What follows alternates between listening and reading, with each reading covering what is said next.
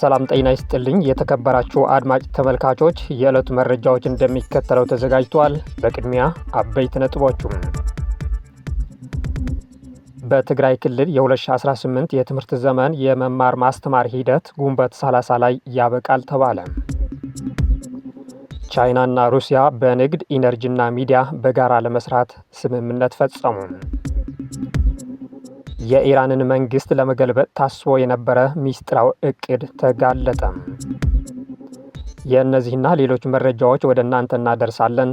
አብራችሁን ቆዩ።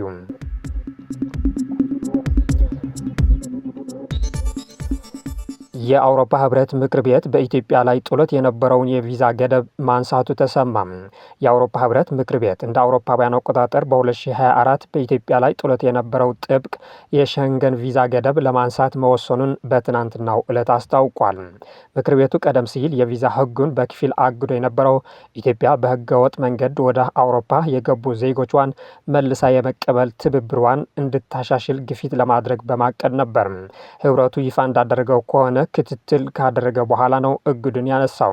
የህብረቱ ኮሚሽን ባደረገው አዲስ ግምገማ መሰረት የኢትዮጵያ መንግስት በዚህ ረገድ ያሳየው ትብብር በከፍተኛ ሁኔታ መሻሻሉን አረጋግጫለሁ ብሏል።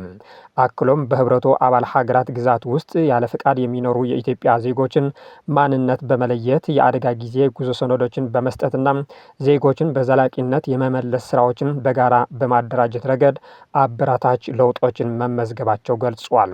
ይህ የቪዛ ገደብ የማንሳቱ ውሳኔ ለእያንዳንዱ የህብረቱ አባል ሀገራት በይፋ ከደረሰ በኋላ ወዲያውኑ ወደ ስራ የሚገባ ይሆናል ተብሎ ይጠበቃል። በአውሮፓ ህብረት የቪዛ ህግ መሰረት ኮሚሽኑ ሶስተኛ ወገን የሆኑ ሀገራት ዜጎቻቸውን መልሶ በመቀበል ረገድ የሚያደርጉትን ትብብር በየጊዜው ይገመግማል። በዚህ ግምገማ ወቅት አንድ ሀገር በቂ ትብብር አያደርግም ተብሎ ከታሰበ ህብረቱ የተወሰኑ የቪዛ እግድ ድንጋጌዎች ላይ ጊዜያዊ እገዳ ለመጣል ውሳኔ ያስተላልፋል። ቻይናና ሩሲያ በንግድ ኢነርጂና ሚዲያ በጋራ ለመስራት ስምምነት ፈጸሙ። ቻይናና ሩሲያ አስቸኳይ ተኩስ አቁም እንዲደረግም ጥያቄ አቅርቧል። ፕሬዝዳንት ሺጂፒንግ አሜሪካና እስራኤል በኢራን ላይ የከፈቱትን ጦርነት ቀጠናው ጉዳት ሊያስከትል እንደሚችል አስጠነቀቁም። የቻይናው ፕሬዝዳንት ሺጂፒንግ እና የሩሲያ ፕሬዝዳንት ቭላዲሚር ፑቲን ዩናይትድ ስቴትስና እስራኤል በኢራን ላይ የከፈቱትን ጦርነት ለመግታት አስቸኳይ ተኩስ አቁም እንዲደረግና ዲፕሎማሲያዊ ውይይቶች ዳግም እንዲደረጉም ጥሪ በማቅረብ የቀጠለውን ግጭት ሰፊውን መካከለኛው ምስራቅ ቀጠና ሊያናጋ እንደሚችል አስጠንቅቋል። የቻይና ውጭ ጉዳይ ሚኒስቴር ባወጣ መግለጫም ፕሬዝዳንት ሺጂፒንግ ከፕሬዝዳንት ቭላዲሚር ፑቲን ጋር ትላንት ባደረጉት ውይይት ተኩስ አቁም ማወጅና ግጭቶችን ማስቆም አስቸኳይ ቅድሚያ የሚሰጠው ጉዳይ ነው ሲሉ ተናግረዋል። ሺጂፒንግ አክለውም ኃይልን መጠቀም ዓለም አቀፍ አለመግባባቶችን ለመፍታት ትክክለኛ መንገድ አይደለም ያሉ ሲሆን ወታደራዊ ኃይል መጠቀም ቀጠናው ውጥረቶችን ይበልጥ ከማባባሱ ውጭ የሚያመጣው መፍትሄ እንደሌለ አስገንዝበዋል።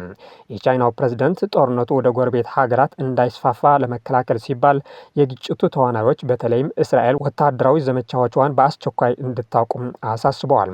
ፕሬዝዳንት ሺጂፒንግ በአስቸኳይ ተኩስ አቁም፣ በሲቪሎች ጥበቃ፣ በኢራን የኒውክሌር መርሃ ግብር ዙሪያ የፖለቲካ ድርድሮች ዳግም መጀመር እንዲሁም በተባበሩት መንግስታት ድርጅት የደህንነት ምክር ቤትና በዋና ዋና የዓለም ሀያላን ሀገራት መካከል ጠንካራ የአገናኝነት ሚና መፍጠር ላይ ያተኮረም ባለ 4 ነጥብ የሰላም እቅድ ይፋ አድርጓል። በውይይቱ ወቅት ፕሬዝዳንት ፑቲን ሞስኮ ስለ ግጭቱ ያላትን ግምገማ ለሺጂፒንግ ያብራሩ ሲሆን የእስራኤል ጦር የኢራንን የኒውክሌር ተቋማት ኢላማ በማድረግ የሰነዘረውን ጥቃት እጅግ አደገኛ ሲሉ ገልጾታል። ሁለቱም መሪዎች ቀውስን ለመፍታት ብቸኛ አስተማማኝ መንገድ ዲፕሎማሲያዊና ፖለቲካዊ መፍትሄ ብቻ መሆናቸውን በጋራ ተስማምቷል። የሁለቱም መሪዎች ግንኙነት ቤጂንግ የአሜሪካው ፕሬዝዳንት ዶናልድ ትራምፕን ካስተናገደች በኋላ የተደረገ መሆኑ ብዙ ቀልብ ስበዋል። ሁለቱም መሪዎች በተለያዩ ዘርፎች አብረው ለመስራትም ስምምነት ፈጽመዋል። የኢራን መንግስት ለመገልበጥ ታስቦ የነበረ ሚስጥራዊ እቅድ ተጋለጠ።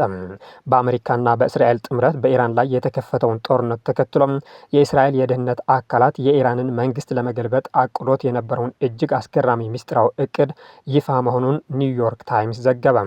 እንደ ዘገባው ከሆነ እቅዱ በጦርነቱ መጀመሪያ ላይ የኢራኑን የበላይ መሪ አያቶላህ አሊ ሀማኒንና ሌሎች ከፍተኛ የሀገሪቱን ባለስልጣናት በመግደል በምትካቸው የቀድሞውን አወዛጋቢ ፕሬዝዳንት መሐሙድ ሐምዲ ነጃድን አዲስ የኢራን መሪ አድርጎ መሾም የሚል ነበር። የሆሎኮስት ወይም የአይሁዶችን እልቂት እውነታን በመካድና እስራኤል ከካርታ ላይ መጥፋት አለባት በሚል ቀስቃሽ ንግግሮቹን የሚታወቁ እንዲሁም የኢራንን የኒውክሌር ፕሮግራም በጽኑ ሲደግፉ የነበሩ አህመዲ ነዳጅ ለዚህ ቦታ መመረጣቸው ለኢራን የፖለቲካ ተንታኞች እጅግ ያልተጠበቀና አስገራሚ ምርጫ ሆኖባቸዋል። ኒውዮርክ ታይምስ እንደገለጸው አህመዲ ነጃድ ከዚህ ቀደም ከኢራኑ መንግስት ከፍተኛ ባለስልጣናት ጋር ጠንከር ያለ የፖለቲካ ቅራኔ ውስጥ ገብተው በቁም እስረኝነት ላይ ይገኙ የነበሩ ቢሆንም እስራኤል ግን እሳቸውን እንደ አማራጭ መሪ ለመጠቀም ሚስጥራዊ ምክክር አድርጋ እንደነበረ ተጋልጧል። ነገር ግን እቅዱ ሳይሳካ የቀረው አህመዲ ነጃድ ከቁም እስር ለማምለጥ ሲሞክሩ በእስራኤል የአየር ድብደባ ሳቢያ ቴህራን ውስጥ በመቁሰላቸውና ከዚያን ጊዜ ጀምሮ በአደባባይ ባለመታየታቸው እንደሆነ ተገልጿል። እስራኤል ካዘጋጀቻቸው ዘርፈ ብዙ የጦርነት ምዕራፎች መካከል የመጀመሪያው በአሜሪካና በእስራኤል አየር ጥቃት የኢራን መሪዎችን መምታትና የኩርድ ታጣቂዎችን በኢራን ላይ ማሰለፍ የነበረ ቢሆንም የኩርዶች ወረራ ግን ሳይሳካ ቀርጧል። ሆኖም እስራኤል በደረሰው የፖለቲካ ጫናና በዋና ዋና መሰረተ ልማቶች ላይ በደረሰው ውድመት ሳቢያም የኢራን ገዢ መደብ ሙሉ በሙሉ ይፈራርሳል፣ ከዚያም ያዘጋጀነው አማራጭ መንግስት ስልጣኑን ይረከባል የሚል እምነት እንደነበራቸው ተገልጿል። ኢራን የሆርሙዝ ወሽመጥን የሚቆጣጠር አዲስ ወታደራዊ ተቋም ማቋቋሟ ገለጸች። ኢራን 20 በመቶ የሚሆነውን የዓለም አቀፍ የነዳጅ መተላለፊያ በሆነው የሆርሙዝ የባህር ወሽመጥ ላይ ሙሉ ቁጥጥር የሚያደርግ አዲስ ወታደራዊ ተቋም ማቋቋሟን ይፋ አድርጋለች። የሀገሪቱ ከፍተኛ ብሔራዊ ደህንነት ምክር ቤት እንዳመለከተው ይህ አዲስ ተቋም ከአሜሪካ የሚሰነዘር ማንኛውም አይነት ወታደራዊ ጫና ለመመከትና በአካባቢው ለሚነሱ እንቅስቃሴዎችን ፈጣን ምላሽ ለመስጠት ያለመ ነው። በሌላ በኩል የኢራን ፓርላማ በወሽመጡ በኩል በሚያልፉ መርከቦች ላይ ልዩ አገልግሎት በሚል ክፍያ የሚጠይቅ አዲስ አሰራር መዘርጋቱን አስታውቋል። ይህ አዲሱ የኢራን አሰራር በዓለም አቀፉ የነዳጅና የተፈጥሮ ጋዝ አቅርቦት ላይ ከፍተኛ መስተጓጎል ሊፈጥር እንደሚችልም ተሰግቷል። በትግራይ የ2018 የትምህርት ዘመን የመማር ማስተማር ሂደት ግንቦት 30 ላይ ያበቃል ተባለም። በየዓመቱ ሰኔ 30 ይዘጋ የነበረውን የትግራይ የትምህርት ቤቶች የመማር ማስተማር ሂደት በዚህ ዓመት ወደ ግንቦት 30 እንዲሳብ ተደርጓል።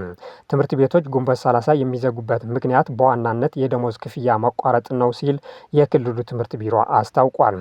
ይህ የተከሰተውም የፌዴራል መንግስት በጀት በመከልከሉ ነው ብለዋል። እስከ 3 ወር ድረስ ደሞዝ ያልተከፈለባቸው አካባቢዎች እንዳሉ ቢሮው ዛሬ ለጋዜጠኞች በሰጠው መግለጫ አስታውቋል። ለ3 ወራት ደሞዛቸው ያልተከፈላቸው መምህራን ችግሮችን ተቋቁመው የማስተማር ሂደቱም እስካሁን ቀጥሏል በማለት መንግስት በተለያዩ ምክንያቶች ትምህርቱን ለለቀቁ ተማሪዎች ደሞዝ ለመክፈል ጥረት እያደረገ እንደሚገኝም የገለጸው ቢሮው ከአሁን በኋላ ግን የመክፈል አቅሙ ስለተሟጠጠ ትምህርት ቤቶች ግንቦት 30 ለመዝጋት መወሰን ገልጿል። ይህ በእንዲህ እንዳለ በግል ትምህርት ቤቶች ውስጥ ያለው የክፍያ ክፍተት ከወላጆች ከመምህራንና ከህዝብ ጋር በክፍያ መመሪያ መሰረት መፍታት እንዳለበት ቢሮው አስገንዝበዋል። መረጃዎቻችን እነዚህ መስሉ ነበር። ስለተከታተላችሁን እናመሰግናለን። መልካም ጊዜም